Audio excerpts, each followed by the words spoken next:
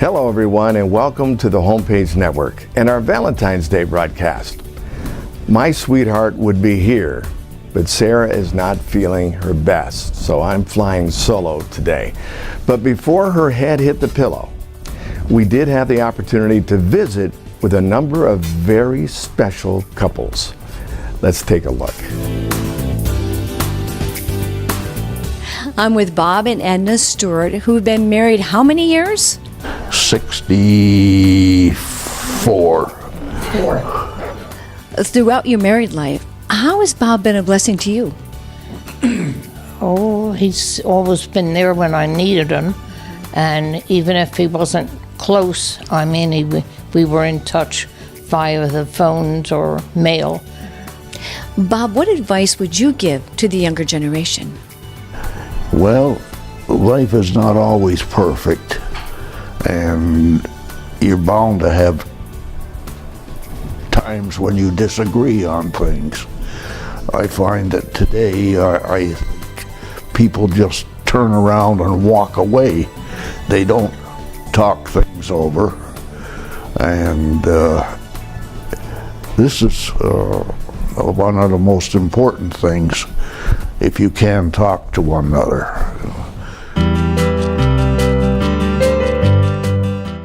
I'm here with Jim and Eleanor Hamilton.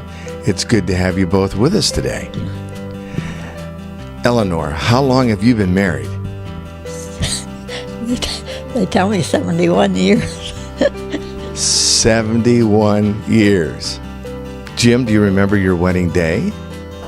Yeah. Do you remember anything special about that day that you'll never forget as long as you live? They served us cookies at the parsonage. They was kind of stale. We all have those wedding moments.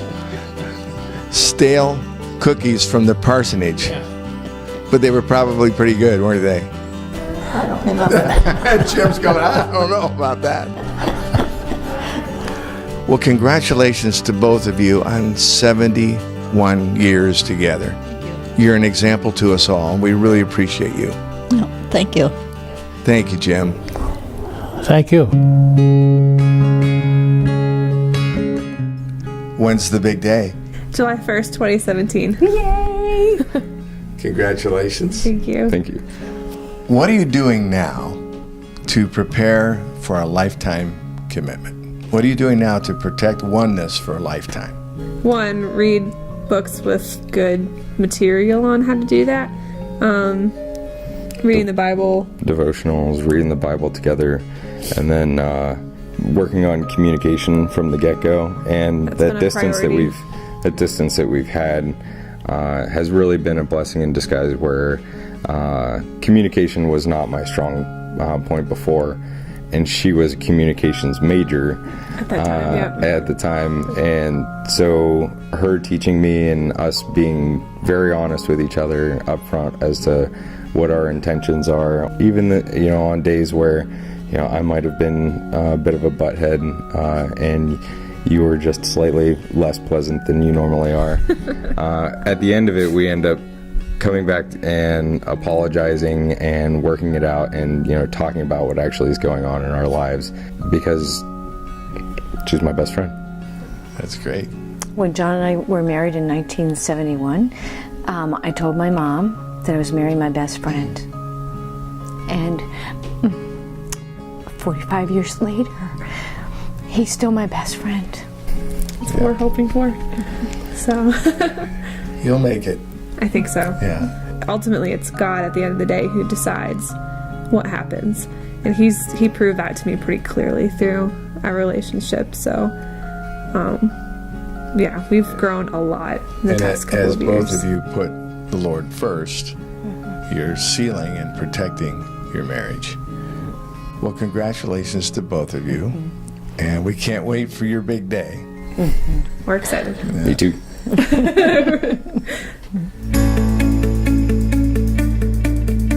Clint, when did you get married? It was January 14th, 2006. Got it right. Got married. Yep. We were married down in Lansdale, PA, at Lauren's home church. You remember your first big date together? Yep. Our first date was, we went and saw the movie Elf. Yep, that was our first date. And he giggled a lot. I giggled the whole time. And so now one of the things that we do to kind of keep love alive is, and it was on Black Friday. And so when it first came out, and so now every Black Friday we watch Elf together with the kids, and the kids, they love it. Your fans are over here. You got to swing that camera around, Aaron, and get a shot of the gang. You guys can wave. Everybody wave. How could you encourage someone watching today? Maybe they have many children, or maybe they many years that they're not getting along. How would you encourage them today? First of all, we've just learned so much through being married, and I'm thankful for that because God has just shown us so much about ourselves and about Him through the process of being married and with our children. And I mean, one thing we try to do, we don't get to do it every day as much as we'd like, but is getting up before the kids and spending time in His Word. The marriage, is a partnership. It's a relationship where, it's a friendship. It's everything. If you've experienced the love of Christ in your life, it shows what true love is and what true love looks like. And so, to be able to model that and to live that out with your spouse too, is what it's all about. When we come back, I'd like to go over some things that have helped Sarah and I keep loving each other for the last 45 years. Stay with us.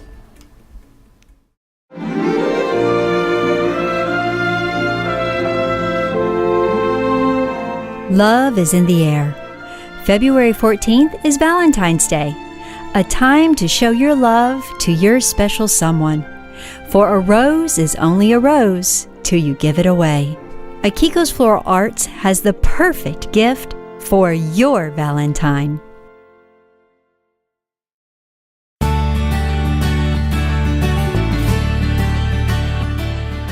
As we close today's broadcast, let me go over some things that have helped Sarah and I maintain oneness over the last 45 years. Now, we're not perfect, but we're working on it.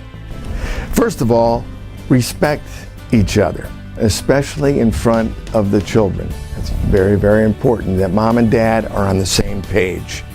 With kids, you want to make sure that you're moving together. You can disagree privately, but when you're in front of the kids, stay one.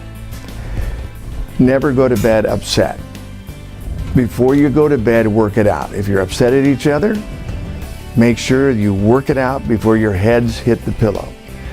Scripture says, don't let the sun go down on your anger. Very important.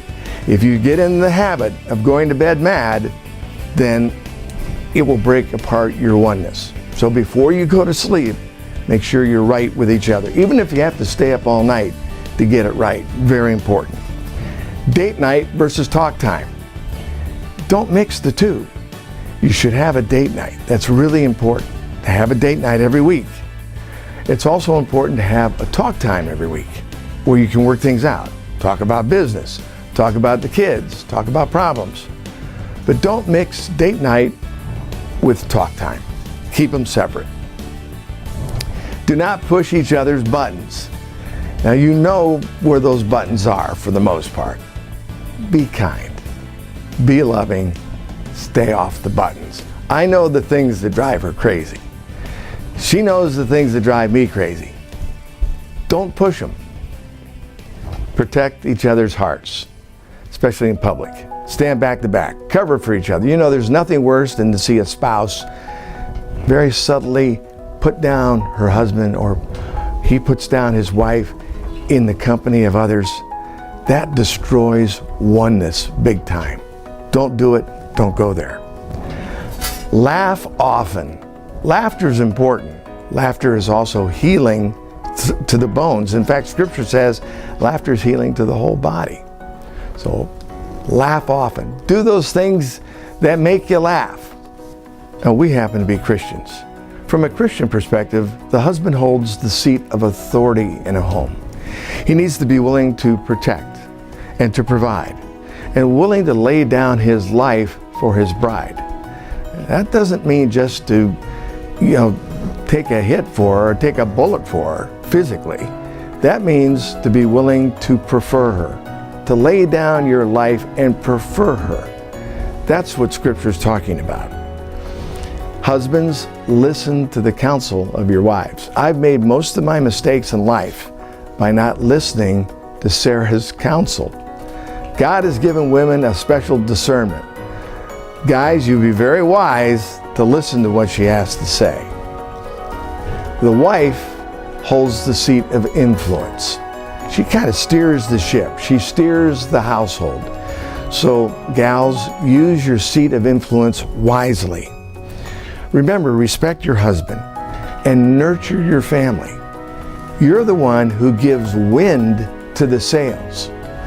Give wind to his sails. Give wind to the sails of your kids. You're the nurturer. You have a special gift there, so use it wisely. Now, guys, there's going to be times where God is going to give your wife passions and desires. She's going to want to launch something meaningful, something impacting that will affect her community or her family. You've got to give wind to her sails as well. So get behind her. Do what you have to do to help her complete her task. And finally, every single day, think of something special you could do to bless your spouse. It's the little things that make the big difference. Thank you for joining us today on the Homepage Network, and on behalf of all of us, happy Valentine's Day. Show your love this Valentine's Day with jewelry that will last a lifetime. Bethany's Jewelry and Design will help you find that perfect piece, no matter what her style. With complete custom option, the stars are the limit. All in-stock jewelry, 20% off. With clearance items, 40% off. And if you apply for Bethany's luxury card, you can get up to an additional $50 off and 12 months 0% APR financing. Bethany's Jewelry and Design, 5 North Main Street, Mansfield. Call 570-662-7333. You can also visit Bethany'sJewelry.com. Shop their inventory online and enjoy free shipping.